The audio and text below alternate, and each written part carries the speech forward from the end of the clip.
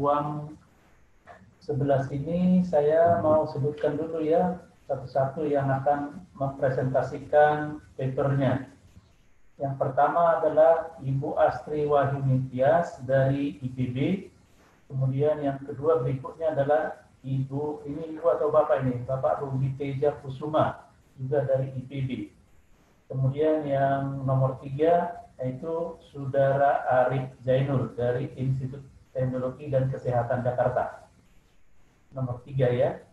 Berikutnya, tapi belum hadir ini, Agung Pangestu, Saudara Setiadi, Saudara Riko Rahmat, kemudian Agustinawati dari Universitas Riau, sudah hadir ya. Berarti nomor 7 Ibu Agustina, kalau menurut urutan ini. Kemudian yang berikutnya nomor 8 adalah dengan abstrak nomor 251 Muhammad Aldiansyah dari Management and Science University. Kemudian yang nomor 9 Joni Pak dari Universitas Tarumanegara. Yang berikutnya adalah Gunawan Saputra nomor 10 dengan abstrak nomor 212. Kemudian yang terakhir itu nanti adalah Saudara Ahmad Rifai dengan nomor abstrak 227 dan nomor urut 11 Universitas Andalas. Jadi nanti Bapak Ibu hanya diberi waktu untuk mempresentasikan presentasinya 5 menit. Jadi tolong disiapkan 5 menit waktunya, sebab nanti kalau lebih dari 5 menit maka nanti akan langsung kami potong dan masuk ke sesi tanya jawab 2 menit ya.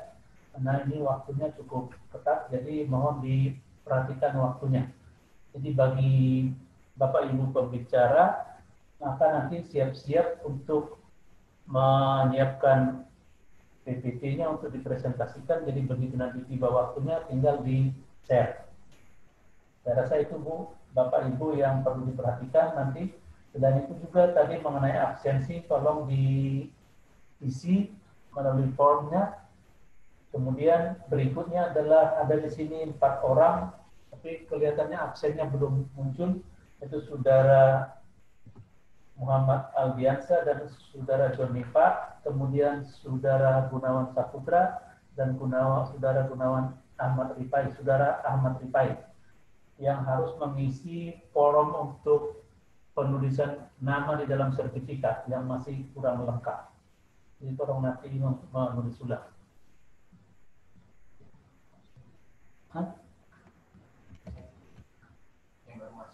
Yang baru masuk, kami sudah chatting link absensi, silakan dilihat itu, ya diisi dan terus di forward lagi.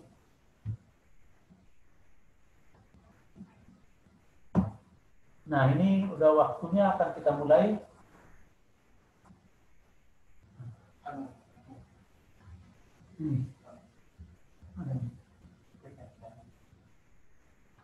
Ya. Halo Bapak Ibu, waktunya sudah tepat jam 13. Untuk itu kami persilahkan Saudara Astri Wahyuningtyas dengan judul Review Characteristic of the Thermistor SNR Relative Humidity Sensor on the Sensor Unit. Kami persilakan Bu Astri untuk mempresentasikan selama 5 menit. Kami persilakan Bu.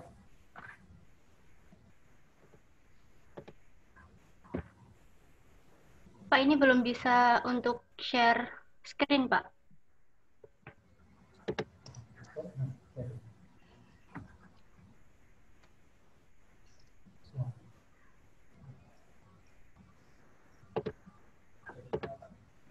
Pak? Ya, halo Bu. Ini belum bisa buat share screen, kenapa ya Pak? Hostnya belum memperbolehkan untuk screen sharing. Ya, oke, sebentar Bu ya. Ya.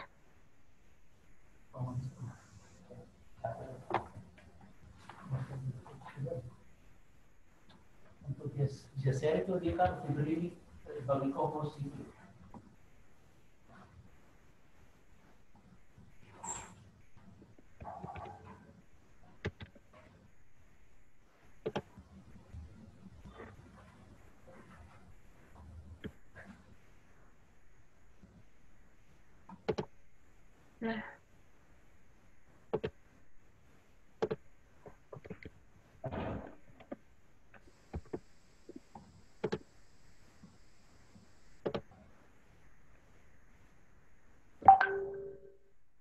Sudah terlihat, Pak?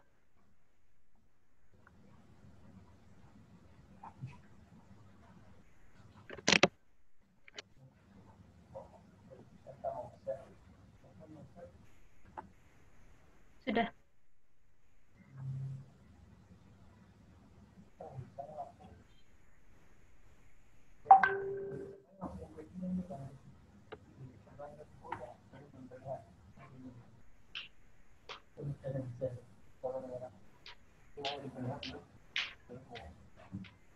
Halo Bu Astri.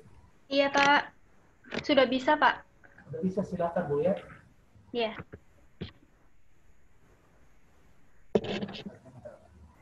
Baik, Assalamualaikum warahmatullahi wabarakatuh. Waalaikumsalam. Terima kasih kepada Bapak yang telah memberikan kesempatan untuk saya menyampaikan hasil penelitian yang telah kami lakukan. Penelitian ini mengenai karakteristik termistor sebagai sensor kelembapan pada sensor unit SU6808 dan OPAMP OU6801. Perkenalkan, nama saya Astri Wahyuni Tias, mahasiswa S1 Departemen Fisika dari IPB. Tujuan dari penelitian ini yaitu mereview karakteristik termistor sebagai sensor kelembapan pada sensor unit SU6808 dan OPAMP OU6801. Peralatan yang kami gunakan terdiri dari seperangkat sensor unit yang meliputi yang terdapat OPAMP dan multimeter untuk keluaran. Dengan pengambilan data berupa kelembapan 50% dan kelembapan pada 80%. Pengukuran ini dilakukan selama 15 menit dengan interval waktu 3 menit dengan 4 kali pengulangan. Kemudian dianalisa menggunakan kurva untuk mengetahui nilai optimumnya. Berikut merupakan grafik-grafik plot dari rata-rata kelembapan terhadap waktu untuk 4 keadaan. Keadaan yang pertama, untuk yang ini merupakan keadaan di mana kelembapan 50% dalam keadaan tertutup. Jadi di sini itu kami 50% dan 80%-nya dengan keadaan terbuka dan tertutup untuk masing-masing kelembapan. Kemudian ini grafik untuk rata-rata kelembapan terhadap energinya. Dari hasil yang kami peroleh tadi, kami gunakan analisa dengan bantuan polinomial derajat 2 untuk menentukan optimum poinnya, baik itu di atas atau di bawah tergantung dengan bentuk grafiknya. Dan di sini ada yang naik tangkup ke atas maupun yang ke bawah. Jadi hasil dari penelitian ini yaitu kelembapan pada kondisi kering, nilai relatif humidity pada kondisi kering selalu lebih rendah daripada RH pada kondisi basah, baik pada kondisi yang terbuka maupun yang tertutup. Hasil pengukuran ini dinilai akurat karena kita mengetahui bahwa RH itu merupakan kandungan udara lembab dengan maksimum udara lembab pada udara.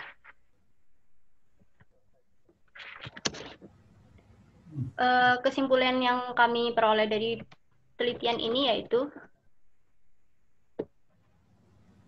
pengukuran yang dilakukan menunjukkan bahwa pada kondisi kering selalu lebih kecil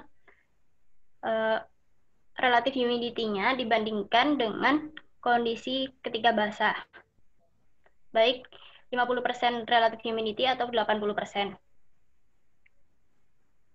Dan ini menunjukkan bahwa termistor yang digunakan sangat akurat. Kami berterima kasih kepada LPDP untuk sebagai penyandang dana penelitian kami, dan penulis menyatakan bahwa tidak ada konflik kepentingan yang bertentangan. Tersebut merupakan cuplikan dari referensi yang kami gunakan. Terima kasih. Oke, terima kasih. Ini saya mau konfirmasi dulu bagaimana peserta lain bisa melihat PPT yang ditampilkan oleh Bu Astri. Bisa. Di saya tidak muncul, Pak. Bisa, Pak. Untuk PowerPoint-nya mohon maaf tidak terlihat di aplikasi. Tidak dilihat di layar ya? Saya muncul, Pak. Di saya terlihat jelas. Oh, ada yang terlihat, ada yang tidak terlihat ya. Oke, jadi sekarang kita lanjutkan dengan sesi tanya jawab. Mungkin hanya ada 1-2 penanya. Silakan.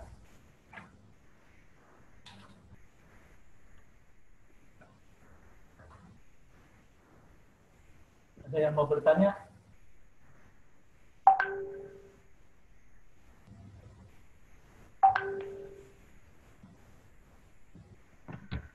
Kalau tidak ada, baik ada? Pak.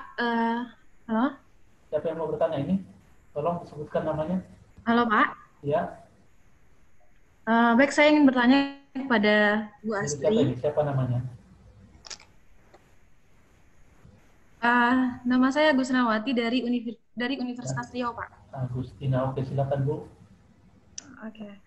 Baik Bu, ini kan tentang karakteristik dari tes termistor ya, berdasarkan kelembaban. Nah, ini nanti aplikasi dari alat ini bisa digunakan kemana, ke apa aja gitu Bu? Jadi gini Bu, izin menjawab.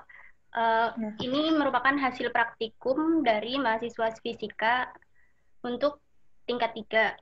Jadi di sini itu alatnya biasanya digunakan untuk sensor kelembapan praktikum Pak, Bu. Jadi kalau untuk aplikasinya sendiri di departemen mungkin akan dilanjutkan sebagai alat praktikum gitu Bu. Dan ini untuk data aja gitu. Data kalau menyatakan termistor untuk sensor ini akurat gitu. Oke, baik. Ya, terima kasih Bu. Oke, saya rasa waktunya sudah cukup ya Bu. Jadi terima kasih untuk Ibu Astria Fiantias atas presentasinya. Kemudian kita lanjut dengan Saudara Ruby Teja Kusuma dari IPB juga. Silakan dilanjut Ibu, Bapak atau Ibu nih? Ruby Teja Kusuma. Ruby Bapak ya. Terima kasih.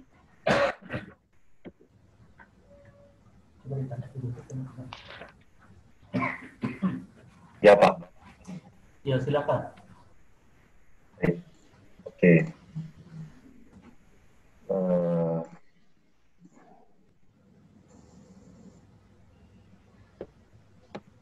Sebelumnya sudah terlihat kah, Pak? Nah, ya. Baiklah. Assalamualaikum warahmatullahi wabarakatuh. Kali ini nama saya Ruby Teja Kusuma dari Institut Pertanian Bogor. Saya mahasiswa. Dan kali ini saya akan mencoba untuk menjelaskan karakteristik dari termistor sebagai sensor temperatur dari sensor unit SU6803 dan OPAMP unit OU6801. Tujuan daripada penelitian pada kali ini adalah untuk mereview karakteristik dari termistor sebagai sensor dari sensor unit SU6803 dan OPAMP unit OU6801 dan menganalisa kurva dari rata-rata data temperatur yang diperoleh dan juga dari temperatur optimum pada tentang energi listrik yang diperoleh pada rentang tertentu. Pada kali ini kan adalah temperatur jenis PTC. Ini adalah metodologinya, ini adalah P-nya seperti yang diberikan kursor, dan ini adalah sensor unitnya, sedangkan ini adalah termistornya yang logam. Nah, ini adalah hasil dari penelitian yang kami peroleh, bahwa dari 12 kelompok diperoleh untuk proses pendinginan atau cooling proses, temperatur akan menurun dengan berjalannya waktu, tidak seragam memang terlihatnya.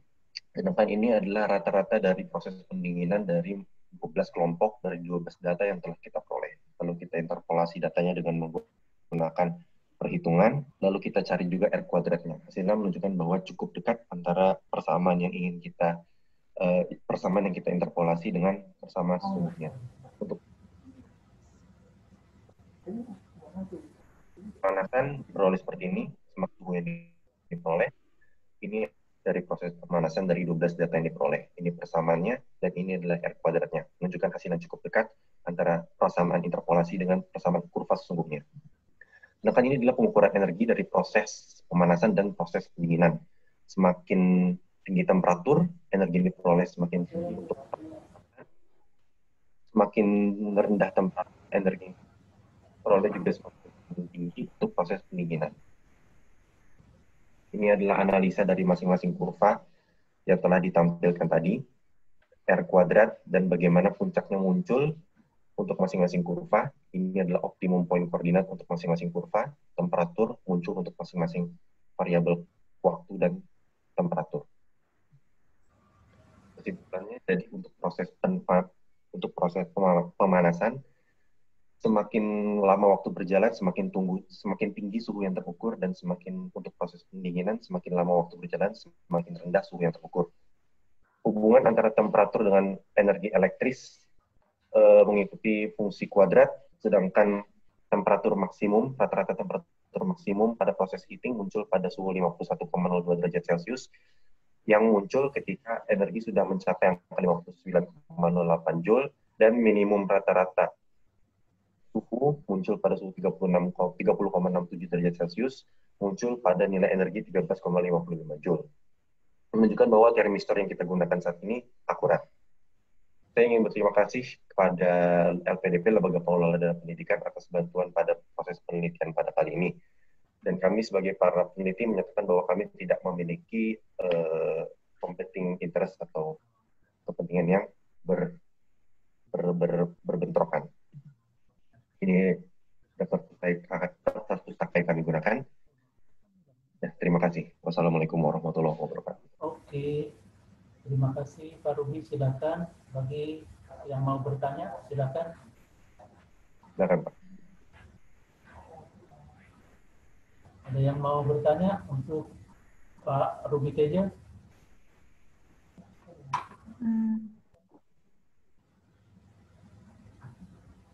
Mana tidak ada? Baik Pak, mungkin coba saya ingin bertanya pada Pak Ruby. Ini Iya, baik. coba disebutkan namanya, Bu. Di slide, nama saya Gusnawati dari Universitas Riau. Nah, coba bisa dibuka di slide 6, nomor 6.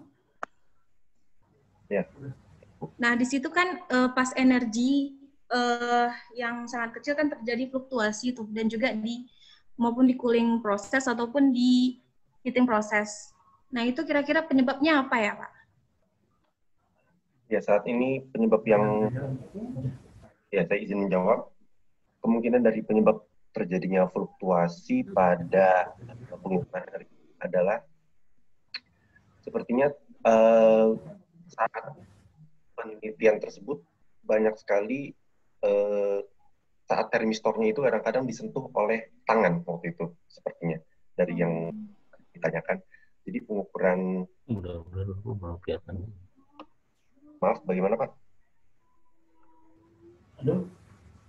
Ya, jadi termistornya itu sepertinya banyak tersentuh oleh tangan dan faktor-faktor lain seperti suhu udara dan suhu orang di sekitar situ. Jadi sebelum masuk ke steady state ini, jadi sensor unitnya itu berfluktuasi akibat banyak faktor seperti sentuhan tangan dan suhu sekitar ruangan tersebut. Begitu kalau menurut yang sudah kami diskusikan, Bu. Apakah bisa memuaskan? Oke. Nanti kalau mungkin baik, terima kasih, kurang Pak Ruby. puas, mungkin bisa dilanjut, mungkin bisa nanti ada dari share untuk paper-papernya, kan nanti dari abstrak akan di-share kan, yaitu dari situ bisa nanti dilanjut komunikasi. Oke. Kemudian yang mau berlanjutkan ketiga itu adalah Saudara Arif Zainul.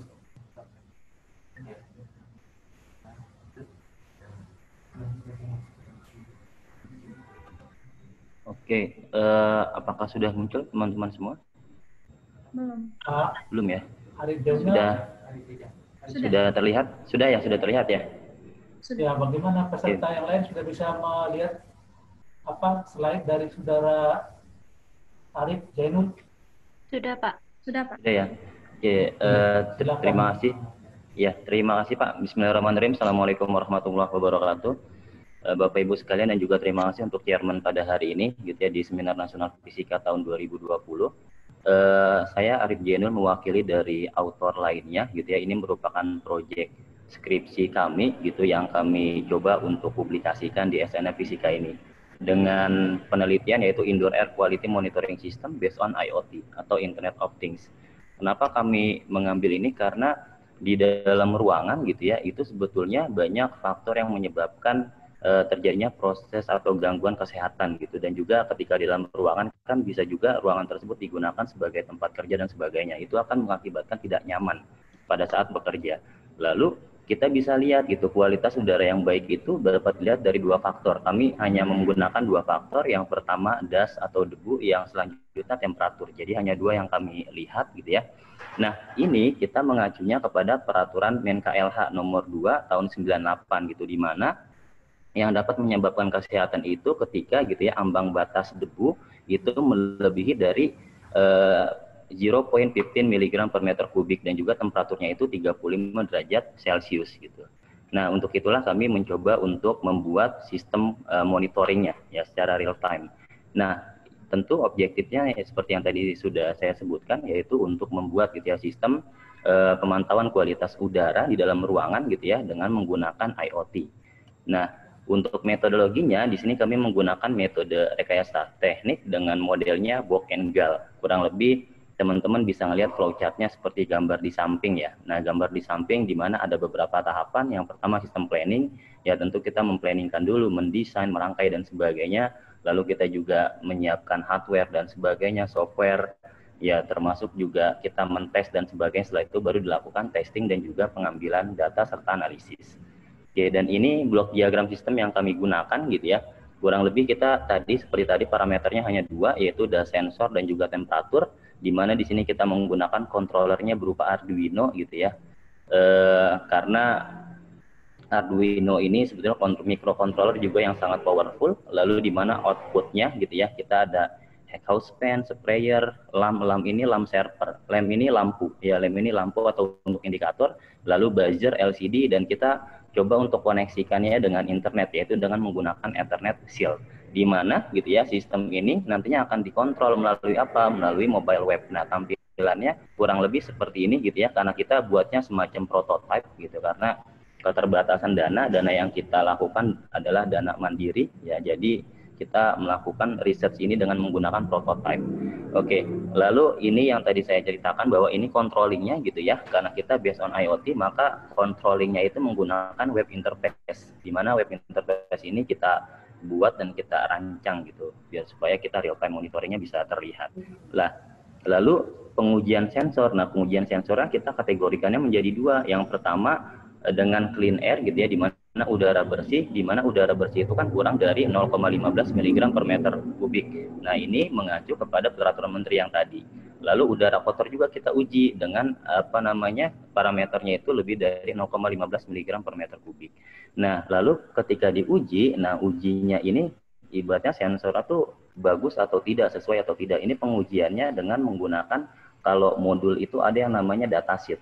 Jadi kita cek datasheetnya sesuai atau tidak, kita compare ternyata sesuai, artinya sensornya ini dapat bekerja dengan baik. Nah, lalu kita validasi gitu. Validasi itu fungsinya untuk apa? Agar nilainya itu akurat atau tidak. Nah, keakuratan sensor ini kita compare gitu ya, atau kita kalibrasikan dengan alat yang namanya neplometer. Nah, ini hasil pengujiannya gitu ya, dengan error rate, presentasi errornya memang cukup 12% ya, kurang lebih 12%. Ya, saya agak cepat ya Pak. Lalu temperatur sensor juga sama, kita bandingkan atau kita validasi gitu ya, di mana kita pakai DHT22 dengan termometer. Nah, ini hasilnya sangat akurat gitu. Errornya itu 1,06% gitu ya. Sudah cukup, terima kasih semuanya. Assalamualaikum warahmatullahi wabarakatuh. Terima kasih Pak Arif Zainal. Silakan kalau ada penanya, satu orang saja. Saya mau bertanya Pak, mohon maaf. Dengan siapa ini Pak? Saya Agung Pangestu, asal University dari Management and Science University Malaysia. Oke. Assalamualaikum Pak Arif. Saya ingin bertanya terkait prototipe yang Pak Arif buat dan tim buat. Di situ kan ada tampilan web yang menyatakan bahwa si alat itu bisa dimonitor. Betul. Alat itu bisa nggak alat itu hanya dimonitor atau bisa dikontrol juga? Itu kan Jadi ada. gini, betul. Jadi alat ini yang kita buat itu bukan cuman untuk memonitor. Kalau untuk memonitor kan artinya kita bisa tahu ya temperatur di situ seperti apa. Lalu debunya itu atau dasnya itu parameter sekarang nilainya tuh berapa sih gitu. Nah, tapi di web yang kita buat kita juga dapat mengkontrol. Itulah kenapa kita menggunakannya based on IoT. Artinya ketika melewati ambang batas yang sudah ditentukan gitu ya, kita akan menyiapkan yang namanya sprayer. Nah, fungsinya agar apa? Sprayer ini fungsinya adalah untuk menetralisir contoh misalnya, oh ternyata di dalam ruangan itu gitu ya, itu debunya itu melebihi ambang batas, maka kita spray gitu ya, biar supaya normal kembali. Kurang lebih seperti itu Pak Agung. Oh iya, baik Pak Arif. Oke. Waktu yang sangat singkat, jadi ya, nanti saya bisa tanya di lain waktu. Terbatas ya Pak. Terima kasih ya, Pak baik, Arif Pak. Zainal. Kemudian kita Terima kasih Pak. mohon pada Bapak Ibu yang lain yang tidak pilihannya untuk speakernya di mute ya. Kemudian kita lanjut dengan peserta berikutnya, yaitu nomor abstrak 205, Saudara Agung Pangestu. Pak Saudara Agung, apakah sudah hadir? Agung, oh sudah Pak. Oke, silakan Pak Agung. Oke.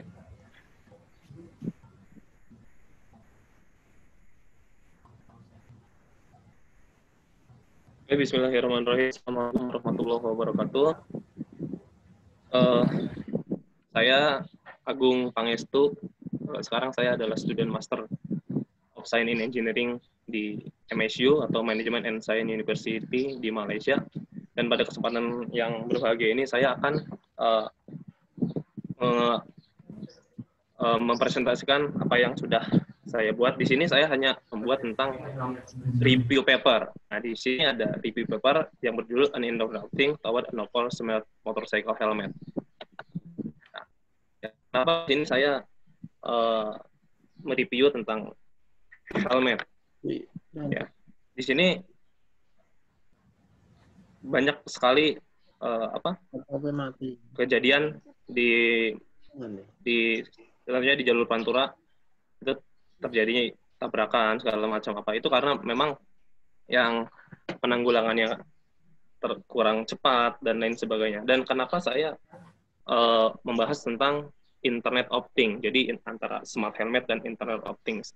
Nah, di sini saya akan mencoba mengklasifikasikan smart helmet dengan beberapa fitur dan menggunakan Internet of Things. Nah, di sini ada beberapa yang akan saya sampaikan. Di sini ada introduction dan selanjutnya adalah ini principle of IoT system in smart helmet.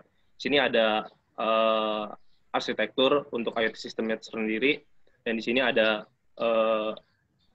arsitektur IoT in smart helmet. Di sini ada application layer, ada networking layer, dan sensor layer. Di application layer kita mungkin dapat lihat di sini ada motorcycle-nya, dan di networking layer-nya ada cellular network, remote network, and broadcasting network.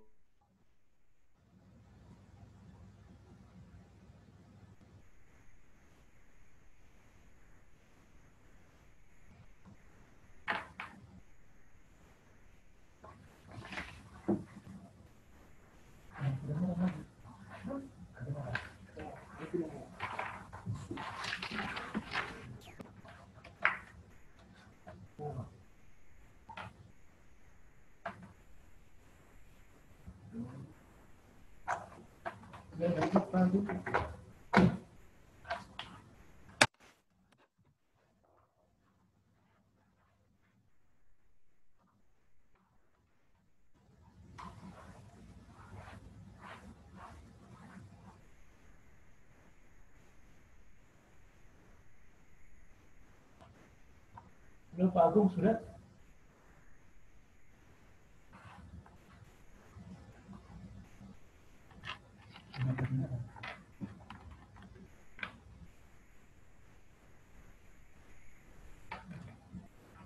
Halo, Assalamualaikum. Ya, Waalaikumsalam Pak Agung, kenapa? Mohon maaf Pak untuk tadi koneksinya. Saya lanjutkan ya Pak, boleh? Ya, lanjutkan, Ya, silakan. oke.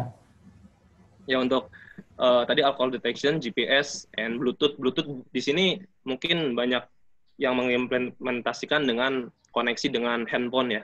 Mungkin untuk lebih memudahkan para pengendara yang menggunakan helmet terdapat semacam headphone untuk koneksi dengan, jadi ketika dengan Waze itu dia bisa contoh belok kanan, belok kiri, ya like this. Ya, untuk selanjutnya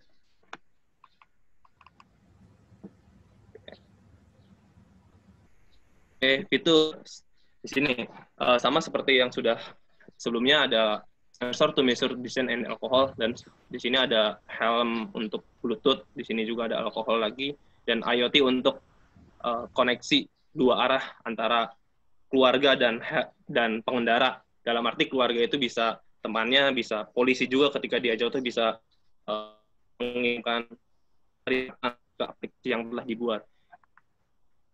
Dan di sini ada advantage, ada social benefits, stat benefit, benefit of health service, increase and reducing accident, advantage of smart helmet powered on IoT. Nah, di sini pada conclusion sudah saya review berbagai dari smart helmet, dan mungkin ketika saya memasukkan di paper ini akan banyak sekali yang saya review. Dan yang terpenting, ini adalah project review untuk smart helmet on IoT. Sekian dari saya. Assalamualaikum warahmatullahi wabarakatuh. Ya, yang mau bertanya untuk Pak Agung? Oke, boleh Pak. Saya bertanya, izin bertanya. Arif ya? Ya, saya Arif Jenur. Pak Agung, mohon pencerahannya aja gitu ya. Dibandingkan dengan teman-teman yang lain kan rata-rata ngambilnya adalah result paper gitu. Di sini Pak Agung bahasnya tentang review paper. Nah, sebetulnya review paper itu apa sih Pak Agung? Ya, itu aja Pak Agung, terima kasih. Baik Pak Arif, saya akan coba jawab. Review paper itu namanya review ya. Jadi contoh saya ambil satu bahasan tentang yang bahasan saya di smart helmet, Internet of Things. Mungkin keywordnya smart helmet dan Internet of Things. Dan saya itu mengumpulkan mungkin banyak paper yang mengenai tentang smart helmet, Internet of Things, dan helmet. Nah, itu saya kombinasikan, saya gabungkan fitur-fiturnya atau poin-poin seperti advantage, future of work, terus maintenance, segala macam. Mungkin seperti itu, Pak Arif. Baik, terima kasih, Pak. Oke. Kalau masih ada satu lagi, silakan.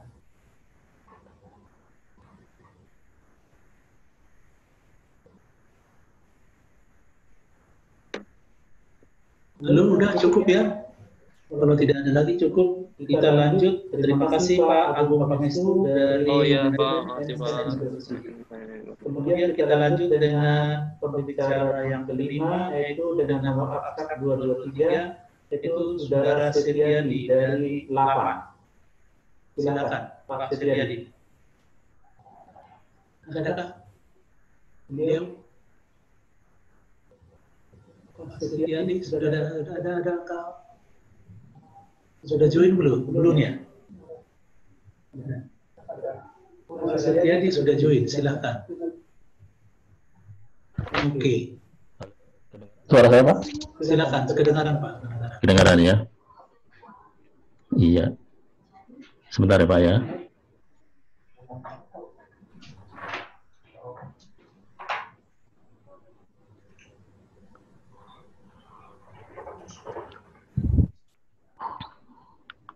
Baik Pak, pada kesempatan ini saya akan mempresentasikan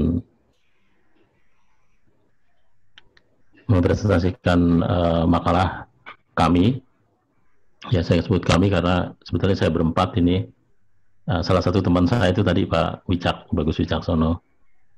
Ya, baik. Jadi saya akan menyampaikan dengan judul peranan akuisisi data pada pengujian statik untuk kelayakan desain motor roket 320.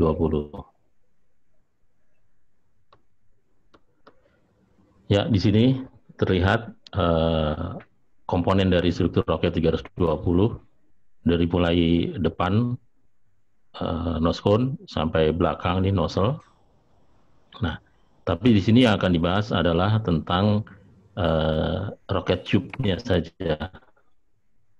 Ya, jadi di sini jadi tabung ya, atau tube yang mana di dalam tabung itu nanti akan ada bahan bakar atau propelan, kemudian ada insulator panasnya, low fiber, kemudian di sini juga ada selongsongannya lagi. Ini kalau motor roket ini nanti masih akan ditambah lagi ada nozzle, kemudian ada juga cap sebagai penutupnya. Ini akan dibahas ini tentang tube-nya dan motor roketnya. Nah, selanjutnya di sini disampaikan bahwa roket 320 ini sebelum diterbangkan dia perlu dilakukan uji statik dulu. Nah, uji statik ini melibatkan peralatan akuisisi data. Yang mana akuisisi data ini itu untuk mengetahui performa roket. Ya, dalam hal ini ada dua output nanti ya, jadi besaran gaya dorong roket dan tekanan ruang bakarnya. Nah, meskipun dari dua output ini nanti yang akan dibahas tentang tekanan ruang bakarnya, karena tekanan ruang bakar inilah yang nanti bisa menentukan kelayakan dari ini tadi tabung atau tube. Ya. Nah, jadi gaya dorong bukan ini tidak perlu, cuma dalam hal ini belum diperlukan untuk tube-nya. Kalau gaya dorong lebih kepada untuk aerodinamik dan dinamika terbang.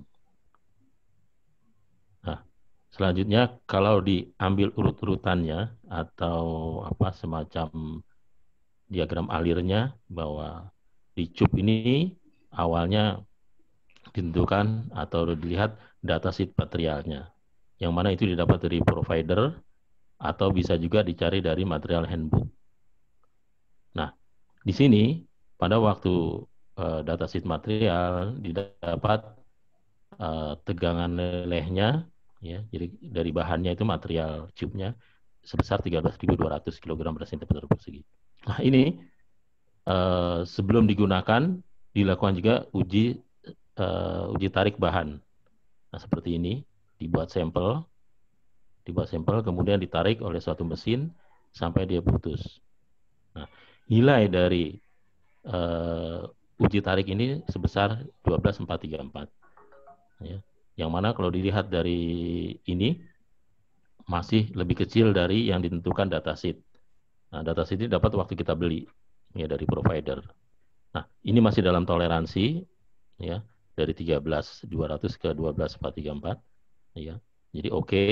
Nah, setelah oke, di manufaktur ya, tube menjadi motor roket. Menjadi motor roket seperti yang ditunjukkan tadi ya. Jadi sudah digabung nanti ini ya. Ya.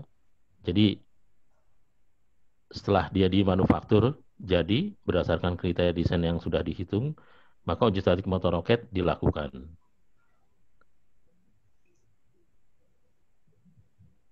Nah, uji statik motor roket seperti ini. Jadi tube dengan ditutup bagian depannya dan belakangnya dibuat nozzle ya. Kemudian dia dibakar dengan suatu sistem di mana pembakarannya terjadi pembakaran selama 11,68 detik. Ya. Nah, outputnya bisa dalam bentuk visual dan terekam. Ya, visual itu tentu dari apa yang kita lihat nanti di control room dan di lapangan bahwa itu tidak terjadi retak dan bocor. Nah, outputnya tadi gaya dorong ya, dari yang terekam didapat angka 9.184 kg force. Nah, ini digunakan untuk aerodinamik dan dengan terbang. Nah, kemudian output yang kedua adalah pressure chamber atau tekanan dalam tube. Itu sebesar 78,8 yang mana dalam desain diambil sebesar 100. Nah, jadi ini output dari inilah yang nanti digunakan untuk mengukur kelayakan dari kekuatan tube. Nah, jadi kelayakan kekuatan tube itu setelah didapat nilai 78,8, kemudian desainnya diambil 100, nah, kemudian dihitung baik dengan simulasi numerik atau dengan software maupun dengan analitik. Nah, dalam hal ini dilakukan analitik saja, jadi tidak dengan simulasi numerik. karena juga halaman terbatas, ya, dilakukan perhitungan secara analitik dengan bending teori pada struktur sel. Struktur sel maksudnya struktur cangkang tipis. Nah, pressure dilakukan sebesar 100 kg per cm persegi. Nah, selanjutnya teori perhitungan seperti ini. Jadi diasumsikan sebagai tabung seperti ini yang dapat tekanan dari dalam seperti ini, P sebesar 100. Maka akibat bending teori didapat nilai seperti ini, akibat temperatur didapat sekian, maka dijumlahkan ini. Nah, nilai ini harus dibandingkan dengan yield dari bahan yang sudah ditentukan tadi, dari hasil uji tarik.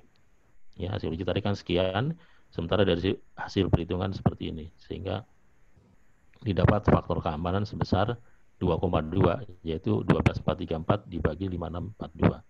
Dan ini cukup aman, bahkan ini agak berlebih ya, jadi cenderung ini sedikit kurang ekonomis, sehingga sebetulnya ini masih digunakan untuk roket yang lebih besar lagi. Nah, di sini hasil pembahasan perhitungan dilakukan, jadi baik arah memanjang, arah hub, tadi juga sudah terlihat di gambar ya, bahwa struktur sel atau cangkang ini tegangannya dua arah, baik arah memanjang maupun arah melingkar ya. Nah, ini sudah didapat angkanya seperti tadi perhitungannya. Kemudian juga memakai kombinasi merupakan kriteria kegagalan bahan, didapat 3842. Kemudian ngitung untuk tegangan akibat temperatur dengan rumus seperti ini. Jadi kalau bisa langsung ke kesimpulan, Pak. Oke. Oke, jadi kesimpulan di sini betapa sistem akuisisi data pada hasil uji statik ini berperan penting ya, karena kalau nilai itu atau kebetulan sistem akuisisi datanya kurang baik, maka nilainya tidak sesuai, sehingga bisa jadi yang harusnya layak menjadi tidak layak dalam awal desain. Nah, kemudian di sini analisa perhitungan menunjukkan faktor keamanan yang cukup besar 2,2, dan materi ini karena cukup besar faktor keamanan dapat digunakan untuk diameter tube yang lebih besar, artinya motor roket yang lebih besar.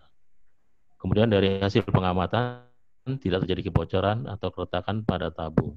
Ya, berarti desain tabung dan isolasi cukup baik dan layak. Nah, kemudian itu mungkin sudah lebih dari 5 menit ya. Itu saja yang bisa saya sampaikan. Terima kasih. Wassalamualaikum warahmatullahi wabarakatuh. Ya, waalaikumsalam. Silakan, ada satu orang penanya, silakan. Satu orang penanya. Tidak ada. Kalau tidak ada, kita lanjut berikutnya, yaitu nomor abstrak 225 Bapak Riko Rahmat dari Institut Teknologi Sumatera. Apakah beliau ada? Silakan kalau sudah ada dipresentasikan Pak papernya.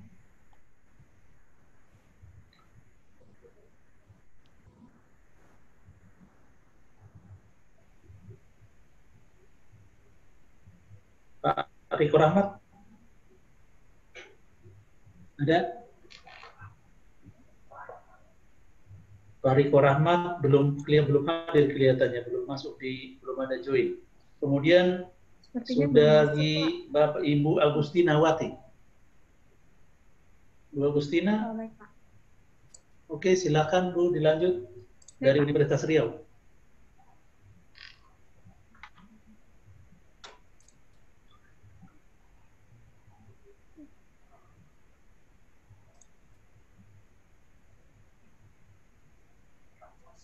Baik, Assalamualaikum warahmatullahi wabarakatuh. Perkenalkan, nama saya Agustina Wati. Saya mahasiswa S2 dari Universitas Riau.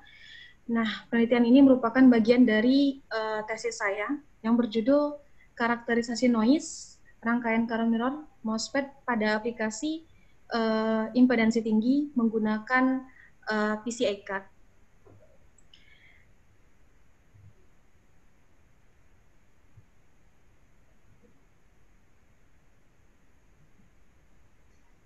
Ya, silakan.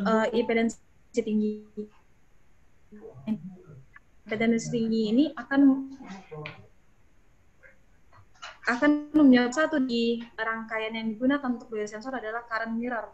Nah, di current mirror ada komponen yaitu MOSFET dan juga resistor yang akan menimbulkan noise. Nah, solusinya di sini akan ditentukan seberapa sih tingkat noise yang ditimbulkan oleh MOSFET ataupun resistor dari rangkaian current mirror ini. Nah, tujuannya di sini sudah jelas, jadi menggunakan fast Fourier transform yang sudah terintegrasi dengan LabVIEW. Nah, ini dan diakuisisi oleh PCI 6221. Nah, pertama di sini noise yang sangat levelnya tinggi ditimbulkan, yaitu ada namanya noise thermal, yaitu noise thermal yang terjadi atau yang timbul akibat eksitasi elektron pada resistor. Nah, ini kita bisa lihat formula yang formula noise untuk noise thermal. Nah, ini adalah desain dari rangkaian current mirror yang kami buat, itu menggunakan MOSFET tipe P, BS250, dan di sini nanti akan divariasikan nilai resistansi yang di input maupun yang di output, yaitu load, referensi, dan air load, 1 kilo ohm, 100 K, dan 1 mega. Nah, adapun blok diagram pengukuran, yang pertama yaitu data under test, yaitu rangkaian current mirror. Kemudian ada signal amplifier dan juga nanti akan diakuisisi oleh PCI dan ditampilkan dalam PC.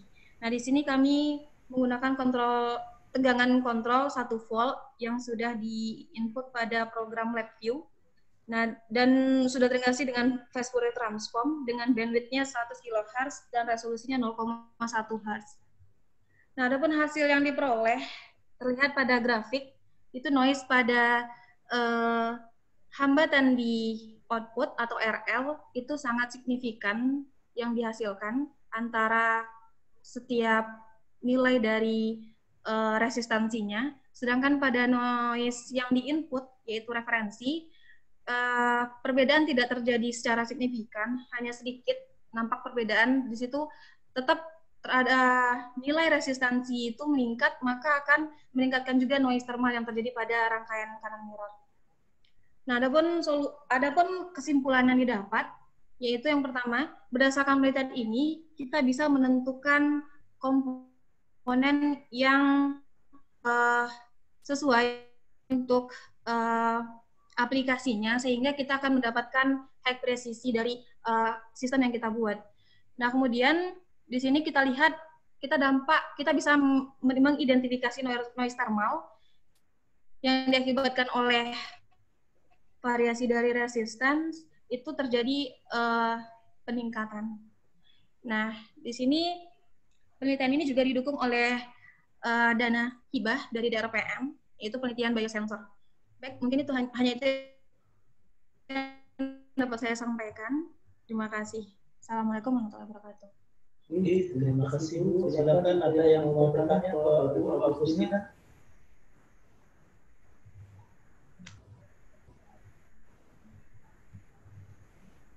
Silakan, tidak ada. Bagaimana? Pak, saya izin bertanya. Bagaimana? Dengan siapa, Pak? Pak, izin bertanya. Silakan. Ya, kepada Mbak Agustina saya izin bertanya, maksudnya noise thermal noise itu apa ya? Gitu. Itu saja sih, definisinya apa, disebabkan apa gitu. Terima kasih. Okay. Nah, di sini noise thermal itu diakibatkan oleh eksitasi pada elektron pada resistor. Jadi akibat eksitasi tadi akan timbul noise. Nah, selain itu akibat dari MOSFET sendiri tadi. Jadi ketika kan di sini nampak tadi signifikan antara output sama keluarannya. Jadi ketika di input kan belum masuk tuh arus pada MOSFET, jadi makanya tidak terjadi signifikan sekali noise yang ditimbulkan. Tapi ketika sudah masuk ke MOSFET dan nilai resistansi juga diubah atau meningkat, maka juga noise akan nampak di situ terjadi peningkatan pada outputnya. Jadi sebenarnya di situ akibat terjadi eksitasi elektron. Jadi berarti kita nggak bisa lihat gitu dalam ukuran mikronya, ya nggak bisa kita lihat. Mungkin hanya itu. Oke, Pak. Gimana? Cukup? Ya, cukup, Pak. Terima kasih banyak atas jawabannya. Oke. Masih ada pertanyaan satu lagi? Siapa? Cukup ya? Oke, terima kasih Ibu Agustinawati. Kita lanjut ke peserta berikutnya, yaitu ini Pak Muhammad Aldiansyah. Apakah sudah hadir? Muhammad Aldiansyah dari Manajemen Science University. Oh, beliau belum join ya. Kita lanjut ke abstrak nomor 197, Saudara Joni Pak dari Universitas Tarumanegara. Joni Pak juga belum join. Berarti ini kita lanjut ke abstrak 212, Gunawan Saputra dari Matematik and Natural Science University of Indonesia, UI. Belum join juga. Saudara Ahmad Rifai dari Universitas Andalas.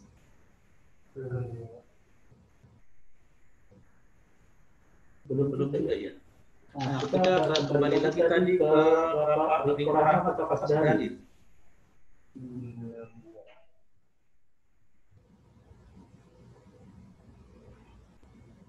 Ya, jadi ada harusnya 1, 2, 3, 5 pembicara yang belum join dengan ruang sebelah sini.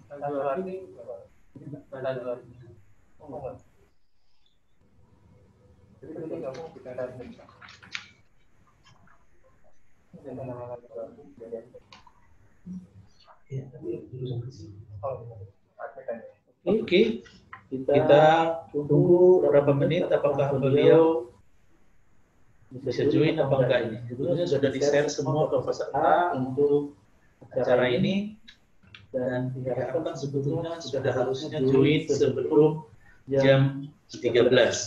Bapak Ibu yang sudah hadir, kami mohon untuk mengisi kehadiran melalui form yang sudah kami share tadi melalui chatting ya. Silakan diisi untuk kehadiran. Untuk kehadiran, silakan diisi di form kehadiran yang sudah kami share tadi melalui chatting. Kemudian ini juga belum hadir sebetulnya mengenai apa yang sudah di-share oleh panitia mengenai nama dan institusi pada sertifikat yang akan dibagikan dan yang akan dikirimkan ke alamat Bapak Ibu. Di sini sebetulnya ada 4 orang yang belum lengkap, tapi belum join juga di grup kita ini. Muhammad Aldiansyah, Joni Pak, Gunawan Saputra, sama Ahmad Rifai. Yang lainnya berarti sudah lengkap, yang tidak disebutkan namanya. Oke, karena ada 5 orang peserta tidak hadir, mungkin dari tadi yang sudah berbicara yaitu Saudara Astri Wahyuningsi dari IPB, Saudara Rudi Teja juga dari IPB, Saudara Arif Jainul dari Institut Teknologi dan Kesehatan Jakarta, Agung Pangestu dari Manajemen and Science University Indonesia, Saudara Setiadi dari Lapang, kemudian Agus Sinawati dari Universitas Riau. Barangkali mungkin ada yang perlu didiskusikan lebih lanjut, kita masih punya waktu, silakan.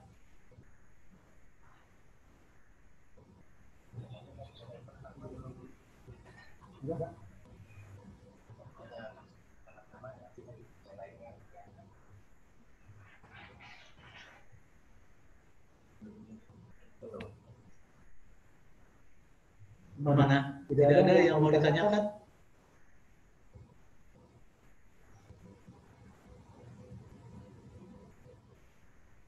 Ya, saya tidak ada.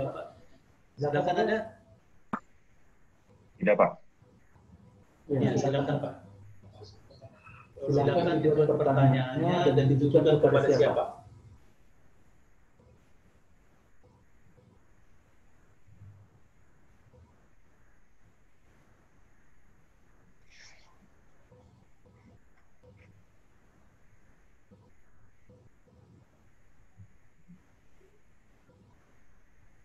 Tadi siapa Bapak? Siapa tadi yang mau bertanya itu?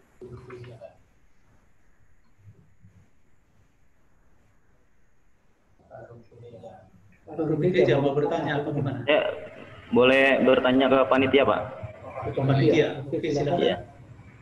Terkait dengan kemarin itu kan full paper memang sudah kita masukkan gitu ya. Nah, artinya setelah itu apakah ada proses revisi sebelum nanti publikasi atau seperti apa ya? Prosesnya maksudnya dan berapa lama kira-kira sampai dengan publikasi? Ya, jadi untuk hal itu nanti dari panitia akan memberikan informasi, tentu saja harus direview, Pak. Tentu saja harus di-scan dulu dengan Turnitin untuk melihat keaslian dari paper. Kemudian ada nanti tim reviewer, jadi setelah selesai seminar ini akan kita bentuk nanti tim reviewernya, ada yang dari eksternal, ada juga dari internal. Nanti dari hasil itu baru kita umumkan ke peserta, apakah paper tersebut apakah accepted untuk di-publish atau harus melalui perbaikan atau di-reject gitu ya. Jadi Bapak tunggu aja mengenai informasi dari panitia, bagaimana hasilnya. Tapi yang jelas, karena Bapak Ibu yang sudah presentasi pada hari ini, kami akan mengirimkan sertifikatnya ke alamat dari Bapak Ibu yang sudah Bapak Ibu isi melalui form yang sudah kami kirimkan. Kira-kira itu informasi dari panitia, Pak. Masih ada lagi yang pertanyaan? Pak, mungkin saya ingin bertanya sedikit juga. Iya, Pak. Pak Setiadia. Terkait pertanyaan Pak Arief juga itu. Ya. Jadi kebetulan saya ini ingin mengganti judul, satu kata akan diganti. Itu masih mungkin Pak ya, di proses review? Di proses review berarti ya nanti akan saya komunikasikan ke panitia. Kalau masih ada, hanya judul aja Pak, kontennya juga ada berarti. Kalau konten sih tergantung nanti reviewernya bagaimana, ya iya, akan makanya saya ikuti. Cuman jadi, judulnya ada satu kata yang mau saya ganti. Misalnya validasi. Sebelum di review, maksudnya Bapak mau ganti secepatnya sekarang ini bagaimana? Waktu itu pergantian caranya yang belum tahu karena di situ tidak ada tombol untuk merubah judul di abstrak gitu. Tapi waktu full paper gimana? Waktu full paper udah disubmit belum Pak? Iya udah disubmit baru. Iya ini lupa. Full paper itu ada kata-kata dalam judul yang belum dirubah. Bukan kata-kata, cuma satu kata sih dari beberapa kata cuma. Kata yang belum dirubah gitu. Iya. Ya mungkin bisa Bapak informasikan, nanti saya bisa hubungi panitianya yang panitia tentang apa Pak? Itu kata-kata di judul itu kan ada kata-kata validasi. Ini ya validation, jadi apa? Diganti dengan apa? Iya, diganti kelayakan aja. Kelayakan kalau dalam bahasa Inggris jadi apa itu? Visibility. Visibility ya? Iya. Ya itu aja sih. Oke, nanti akan saya komunikasikan dengan panitianya ya Pak? Iya. Oke. Iya. Ya mudah-mudahan nggak di-reject Pak. Ya selama sebetulnya pertama bahwa hasil Turnitin tidak menunjukkan lebih dari 30% sesuai aturan apa namanya plagiarismenya ya kita akan accepted. Iya, iya. Oke. Baik, terima kasih Pak. Ya, terima kasih Pak. Responnya. Ada lagi Bapak Ibu yang perlu dipertanyakan? Mohon izin Pak, saya ya, silakan Pak Bagus. Ya, tadi presentasinya mengenai filter noise ya. Itu saya mau bertanya, kira-kira kalau diaplikasikan untuk memfilter noise di interference pada saat saya melakukan akuisisi data itu, kira-kira bisa nggak ya itu diaplikasikannya? Jadi kasusnya itu di saya begini, saya ini adalah operator yang lokasinya di indoor, sedangkan roket yang kami uji itu lokasinya di outdoor berjarak sekitar 200 sampai 400 meter seperti itu. Dan dari roket ke alat akuisisi data yang saya operasikan itu saya menggunakan wire, bukan wireless.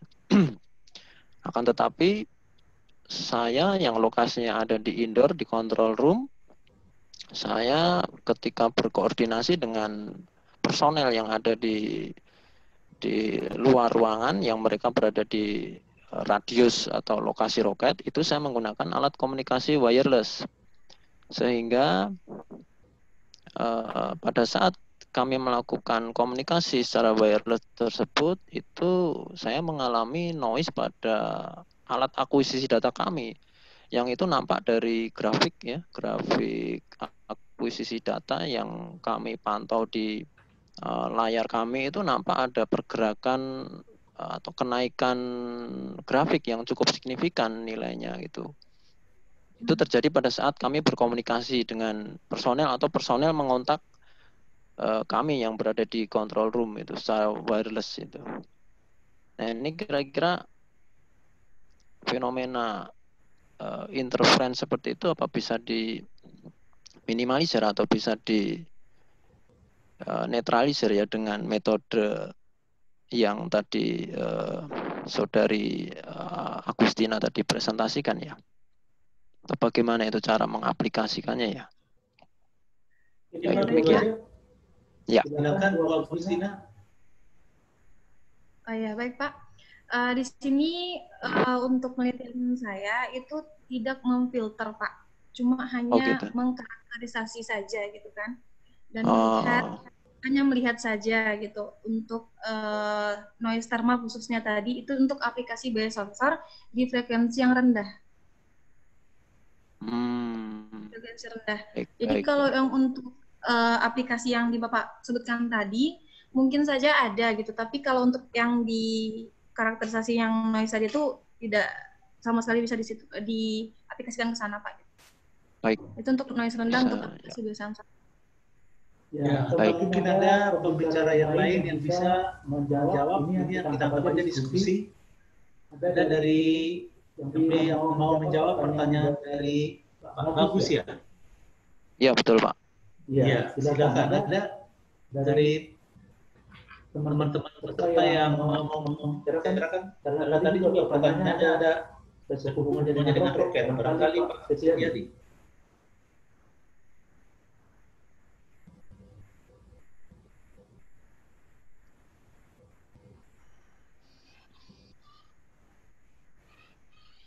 Ya, kalau tidak ada dan pembicara yang lain juga belum datang, sekali lagi kami ambil namanya Saudara Riko Rahmat dengan nomor abstrak 225. Apakah sampai saat ini belum muncul di layar kami? Tapi apakah sudah ada orangnya? Belum. Kemudian Saudara Muhammad Aldiansyah, belum juga ya. Kemudian Joni Pak, belum. Terus Gunawan Saputra, belum juga. Ahmad Ripai, belum juga. Nah, Bapak Ibu Saudara, sebetulnya kita punya waktu sampai jam 15. Tapi apakah Bapak Ibu bersedia menunggu atau gimana? Kita akhiri sampai di sini.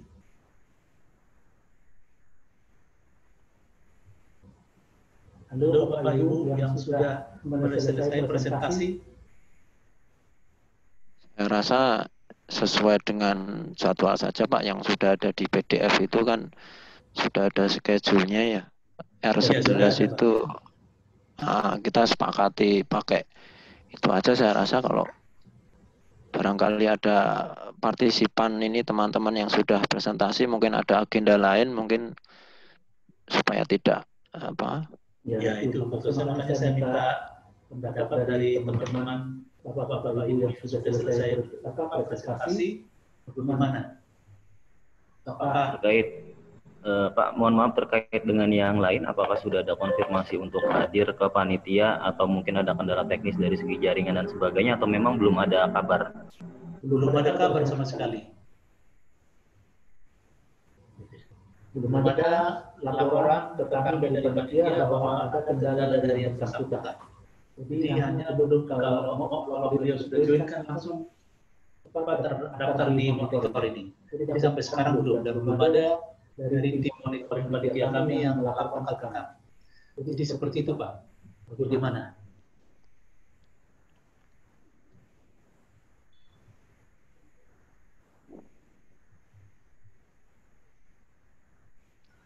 Kita akhiri sampai di sini atau kita tunggu? Atau Bapak Ibu bersedia menunggu apa gimana? Saya rasa diakhiri saja Pak, sesuai schedule Pak, karena mereka juga tidak ada informasi. Kecuali mereka ada informasi, ya kita tunggu. Tapi kalau nggak ada informasi, ya saya rasa demi efektivitas waktu, saya rasa kita patuhi jadwal saja Pak. Ya Pak, saya kalau begitu kita akhiri. Jadi Bapak Ibu yang sudah hadir pada hari ini untuk mempresentasikan hasil-hasil papernya, kami dari panitia mengucapkan terima kasih dan kita akan akhiri pada siang hari ini mengenai penutupan daripada acara Seminar Nasional Fisika 2020. Sekali lagi atas nama panitia kami mengucapkan terima kasih atas partisipasi Bapak Ibu untuk di kegiatan kami Seminar Nasional Fisika tahun 2020. Dan juga perlu kami informasikan karena kegiatan ini sudah merupakan kegiatan rutin tahunan yang kami lakukan. Jadi mudah-mudahan nanti ada teman atau mahasiswa atau Bapak Ibu Saudara yang juga masih mau bergabung dengan Seminar Nasional kami di tahun 2021. Kami tunggu kita join bersama-sama di seminar seperti ini untuk tahun depan. Atas partisipasi dari Bapak Ibu, kami dari panitia mengucapkan banyak terima kasih. Mengenai sertifikat nanti akan kami umumkan, kami kirimkan ke alamat dari Bapak Ibu. Nah, kemudian yang terakhir adalah bahwa dari panitia akan meminta memberikan suatu apresiasi khusus kepada satu orang peserta atau pemakalah. Untuk itu semua peserta cukup bagus ya karena mempresentasikan penelitiannya, hasil penelitiannya dengan cukup bagus. Tapi karena ini merupakan suatu hanya ada satu orang yang harus dipilih dan nanti ada sertifikatnya sebagai peserta terbaik dalam ruangan kita ini. Jadi per tiap ruang nanti akan ada peserta yang dipilih sebagai presenter terbaik. Tapi semua sebetulnya presenter ini baik-baik semua karena sudah orang-orang yang terpilih sebetulnya.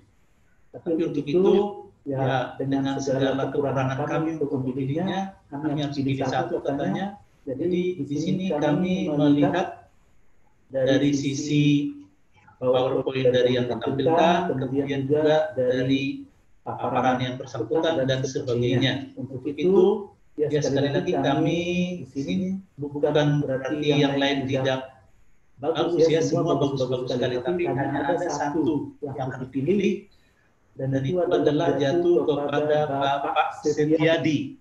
Bapak Setiadi itu adalah dari Lapang dengan judul tadi The Role of Data Acquisition in Static Testing for RH320 Rocket Motor Design Validation. Oke, selamat Pak Setiadi.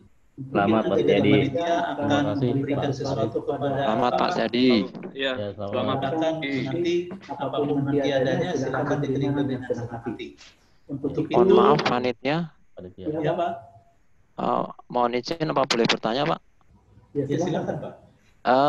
Ini untuk sertifikat itu nanti apakah hanya diberikan kepada presenter atau juga diberikan kepada non-presenter yang kalau saya menyebutnya partisipan yang hadir pada saat seminar seperti saya ini misalnya? Jadi ini karena terkait dengan administrasi, yang terdaftar di administrasinya adalah yang presentasi. Oh baik Pak, baik. Jadi hanya yang ke presenter yang diberikan sertifikatnya. Baik. Oke. Baik, terima kasih. Ya, terima kasih informasinya Pak. Oke. Masih ada lagi yang mau ditanyakan sebelum kita akhiri? Dari saya sih cukup. Terima kasih. Oke. Cukup Pak, terima kasih banyak. Servis panitia. Ya, sebagai penutup atas nama panitia sekali lagi kami ucapkan kehadiran dan partisipasi Bapak Ibu dan kita mudah-mudahan kita dalam kondisi yang sudah ada sekarang ini, mudah-mudahan kalau tahun depan kita bisa bertemu tatap muka, saling berdiskusi. Karena kalau saya perhatikan tetap akan lebih enak kalau bisa saling berdiskusi, karena lebih akan panjang diskusinya, karena bisa juga dilaksanakan di luar daripada ruangan presentasi gitu. Setelah presentasi mungkin masih ada diskusi-diskusi. Tapi untuk itu juga pada kesempatan ini, nanti juga kalau ada yang mau berdiskusi dengan saling sama peserta, ya silakan dia baru. Untuk itu kami akhiri daripada acara kita. Jadi sebagai penutup dari acara Seminar Nasional Fisika tahun 2020. Terima kasih. Assalamualaikum warahmatullahi wabarakatuh.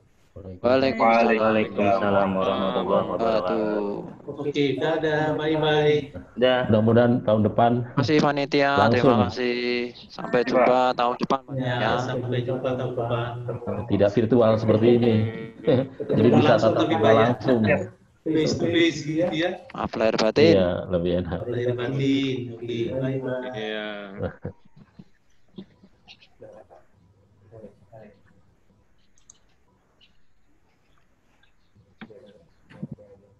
Mau kemana ya?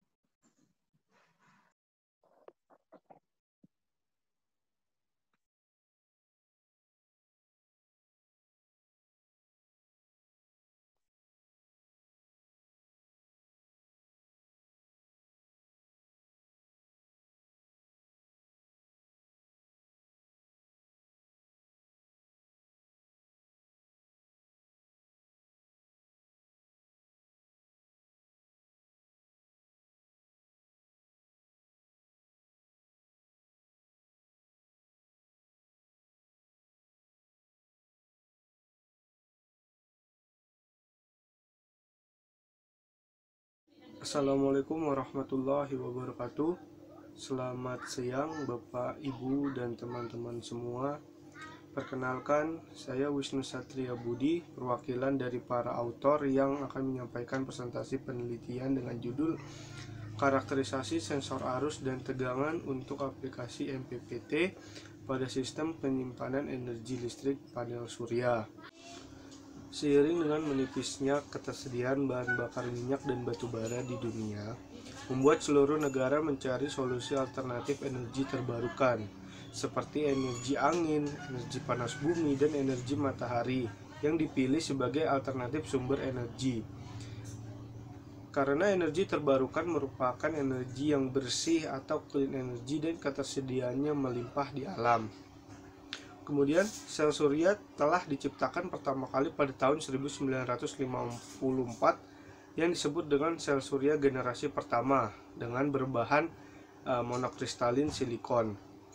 Saat ini, sel surya telah dikembangkan dengan dilengkapi dengan sistem tracker matahari dan menyematkan sistem sel surya hybrid. Pengembangan selanjutnya dari sel surya yaitu meningkatkan efisiensi pada sistem penyimpanan energi sel surya ke dalam baterainya. Salah satu metode yang digunakan yaitu Maximum Power Point Tracker. MPPT berfungsi untuk mengontrol sel surya agar beroperasi secara efisien pada titik daya maksimumnya. Pengaplikasian MPPT memerlukan suatu komponen konverter DC to DC.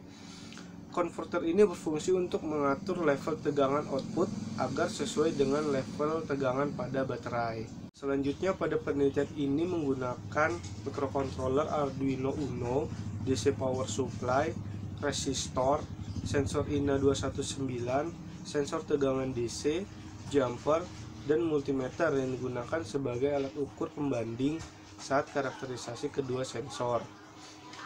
Resistor yang digunakan yaitu 219 ohm, 465 ohm, 996 ohm, 993 ohm 2 resistor, dan 4610 ohm. Kemudian proses karakterisasi dilakukan seperti pada flowchart di samping. Berikut adalah hasil karakterisasi dari sensor arus. Sensor INA 219 merupakan sebuah sensor modul yang digunakan untuk mengukur arus dan tegangan DC dengan interface I2C. Sensor ini bekerja dengan daya masukan 3 hingga 5,5 volt DC. Karakterisasi sensor ini dilakukan dengan menggunakan 6 variasi resistor, yaitu 219 ohm, 465 ohm, 995 ohm, 1989 ohm, 2982 ohm, dan 4610 ohm. Pembacaan nilai keluaran sensor dan multimeter dilakukan sebanyak 10 kali pada setiap variasi sensor. Hasil karakterisasi sensor ditunjukkan seperti pada grafik. Berdasarkan grafik, kita dapat melihat bahwa pembacaan nilai arus sensor berbentuk linear. Kemudian hasil pengolahan data menunjukkan bahwa sensor INA 219A dan INA 219B memiliki kesalahan relatif sebesar 0,83% dan 2,96%. Sensor ini juga memiliki arus offset, yaitu minus 0,0291 mA untuk sensor INA 219A dan 0,1495 mA untuk sensor INA 219B. Kemudian berikutnya adalah hasil karakterisasi sensor tegangan DC. Sensor tegangan DC merupakan sebuah sensor tegangan yang dapat mengukur tegangan dari 0 hingga 25 volt DC. Sensor ini bekerja dengan daya masukan VCC sebesar 5 volt. Karakterisasi sensor ini dilakukan dengan menaikkan dan menurunkan tegangan sumber dari 2,6 hingga 25 volt dan sebaliknya dengan interval 0,5 volt. Hasil karakterisasi sensor ditunjukkan seperti pada grafik. Berdasarkan grafik, kita dapat mengetahui bahwa pembacaan nilai tegangan sensor berbentuk linear. Hasil pengolahan data menunjukkan bahwa sensor tegangan DCA dan sensor tegangan DCB memiliki kesalahan relatif sebesar 0,19% dan 0,20%. Sensor ini juga memiliki tegangan offset, yaitu 0,0544 volt untuk sensor tegangan DCA dan 0,0564 volt untuk sensor tegangan DCB. Berdasarkan hasil karakterisasi sensor, dapat disimpulkan bahwa sensor arus INA 219 dan sensor tegangan DC cukup akurat dan memiliki kesalahan relatif cukup kecil, sehingga sensor dapat digunakan untuk dipakai sebagai alat ukur pada aplikasi MPPT selanjutnya. Demikian presentasi yang saya sampaikan, kurang lebihnya mohon maaf. Wassalamualaikum warahmatullahi wabarakatuh. Assalamualaikum warahmatullahi wabarakatuh. Perkenalkan, nama saya Lusita, berasal dari program studi fisika Universitas Negeri Jakarta. Hari ini saya mewakili tim akan mempresentasikan penelitian kami yang berjudul Efek penambahan aluminium terhadap ketahanan oksidasi temperatur tinggi paduan logam ferrosilikon magnesium.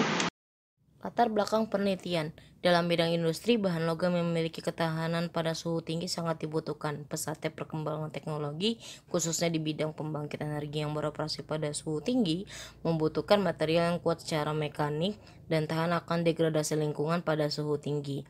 Sifat ketahanan oksidasi adalah salah satu aspek yang paling penting untuk setiap bahan ketika digunakan untuk kondisi tersebut. Umumnya, suatu material atau paduan harus memiliki kemampuan untuk membentuk lapisan oksida pelindung pada permukaan terluar yang berfungsi sebagai pembatas terhadap lingkungan atmosfernya. Logam dengan kadar kemurnian tinggi apabila dimanfaatkan sebagai bahan baku pembuatan material pembangkit akan membutuhkan biaya yang cukup tinggi, sehingga diperlukan pengembangan bahan alternatif untuk menghasilkan material dengan performa yang sama atau lebih baik dengan bahan yang lebih ekonomis dan teknik yang lebih sederhana. Banyak penelitian yang telah dilakukan untuk meningkatkan ketahanan oksidasi pada logam atau suatu paduan seperti penambahan alloying elemen atau pelapisan. Dalam pengembangan paduan logam, pemilihan bahan dan pemilihan komposisi paduan menjadi suatu hal yang sangat penting.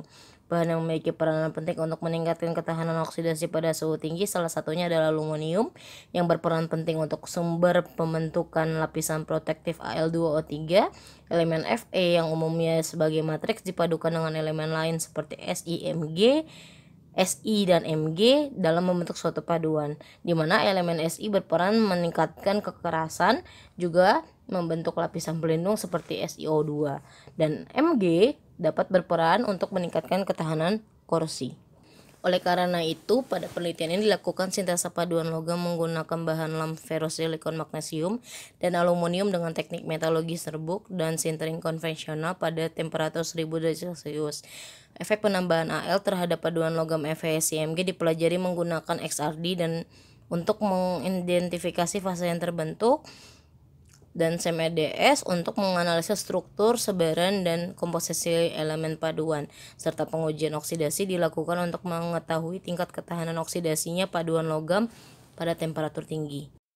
Berikut adalah beberapa penelitian yang relevan dengan penelitian kami.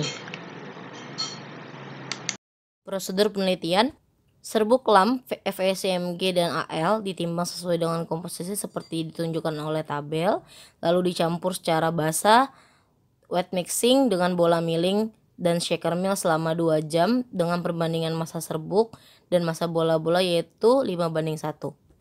Serbuk yang telah dipadukan selanjutnya dikeringkan pada suhu kamar, diletakkan pada cawan Petri dan ditutup dengan aluminium foil yang telah dilubangi. Setelah proses pengeringan selesai, serbuk FeSiMg Al ditimbang sebanyak 1,25 gram, kemudian dicetak menggunakan alat kompaksi dengan tekanan 8 ton dengan waktu penahan selama 3 menit. Kemudian dikeluarkan dari cetakan, selanjutnya dikompaksi, lalu disintering dengan temperatur 1000 derajat Celcius dengan kondisi vakum bertekanan 5×10⁻⁻1 ember dengan cooling rate secara alami. Setelah sintering dilakukan pemolesan dan dipisahkan untuk dikarakterisasi dan diuji oksidasi. Uji oksidasi pada suhu 800 derajat Celcius selama 8 siklus, lalu dikarakterisasi kembali dengan XRD dan SEM-EDS, lalu dianalisa dan ditarik kesimpulan. Hasil penelitian. Berikut adalah hasil uji XRD sebelum oksidasi. Berdasarkan gambar tersebut, dapat dilihat bahwa fase yang terdeteksi bergantung pada komposisi masing-masing paduan. Fase FeSi2 yang terdeteksi memiliki struktur kristal tetragonal alpha FeSi2 dan ortorhombik beta FeSi2. Dari hasil tersebut, paduan logam A, B, C, dan D tanpa atau dengan penambahan Al tersusun atas alpha FeSi2 dan Si. Namun, pada paduan logam C terdeteksi fase lain yaitu FeSi dan beta FeSi2. Hal ini dimungkinkan dipengaruhi oleh solubility limit Al di dalam FeSiMg, sehingga terdeteksi fase baru pada paduan logam dengan penambahan 5,27% Al. Berikut adalah hasil uji oksidasi. Berdasarkan gambar di atas dapat dilihat bahwa terjadi penambahan massa setiap siklusnya. Paduan A memiliki penambahan massa yang paling tinggi di antara paduan yang lainnya. Hal ini menunjukkan bahwa paduan A memiliki ketahanan oksidasi yang paling rendah dibandingkan dengan paduan B, C, dan D. Penambahan Al dapat meningkatkan ketahanan oksidasi paduan logam FeSiMg bergantung pada konsentrasi masing-masing paduan. Pertambahan massa persatuan luas yang paling kecil terjadi pada paduan logam B, yang mengindikasikan bahwa paduan tersebut memiliki ketahanan oksidasi yang paling baik dengan konsentrasi elemen Al sebanyak 2,21%. Berikut hasil uji XRD setelah oksidasi. Hasil analisa menunjukkan bahwa paduan FeSiMg tanpa atau dengan penambahan Al tersusun atas fase FeSi2, alpha FeSi2, beta FeSi2, SiO2, dan Fe2O3. Hasil analisa XRD pada paduan FeSiMg Al sebelum oksidasi diidentifikasikan bahwa fase tersebut atau FeSi2, alpha FeSi2, dan beta FeSi2 masih terdeteksi. Fasa baru yang terbentuk setelah oksidasi yaitu fase Fe2O3 dan kristalin SiO2. Di samping itu adanya peningkatan background noise kisaran sudut 2 theta kurang lebih 17 derajat sampai 27 derajat juga mengindikasikan adanya terbentuk SiO2 dengan struktur amorf. SiO2 yang terbentuk pada lapisan terluar dapat berperan sebagai lapisan pelindung dari paduan. Kesimpulan, sintesa paduan FeSiMgAl dengan teknik metalurgi serbuk telah berhasil dilakukan. Berdasarkan hasil yang didapat, paduan FeSiMgAl pada saat sebelum oksidasi tersusun fase Si, FeSi, alfa FeSi2, dan beta FeSi2, bergantung pada komposisi paduannya. Penambahan Al dapat meningkatkan ketahanan oksidasi pada paduan FeSiMg dengan ketahanan oksidasi paling optimal dicapai melalui penambahan 2,21% Al. Berdasarkan hasil analisa XRD diketahui bahwa setelah oksidasi, paduan logam FeSiMgAl membentuk fase SiO2 dan Fe2O3. Di samping itu, uji oksidasi juga mempengaruhi perubahan struktur kristal FeSi2 dan dari tetragonal menjadi ortorombik. Sekian presentasi saya. Wassalamualaikum warahmatullahi wabarakatuh.